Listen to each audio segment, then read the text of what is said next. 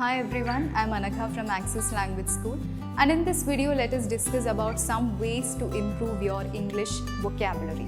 Now, a general trend which is observed among most of the English learners is nothing but trying to learn the basics of grammar, trying to look into the nook and corner of the grammar ranging from the tenses, parts of speech, indirect and direct speech and so on. But although grammar is considered to be the foundation stone of language, this will not really help you out. Instead, you should try to create novel ways in order to enhance your English vocabulary. So let us look into some ways which may help you in order to enhance your English vocabulary. The very first thing is, whenever you come across a new word, try to link it with an image or a concept which will help you in order to remember that word. Second one is, try to read as much as reading materials as possible, which is a great source of vocabulary.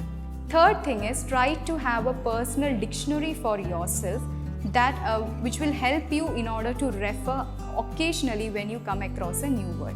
And whenever you come across a new word, first of all try to guess the meaning of that word and later refer to the meaning in the dictionary.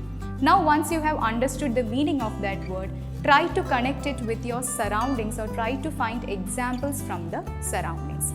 Next thing is, try to look for the root words of the English language. Most of the words come from a common root. For example, the root duc, which means to produce or to deduce. Next thing is, try to practice as much as word puzzles as possible, which is a source of infotainment, that is information as well as entertainment.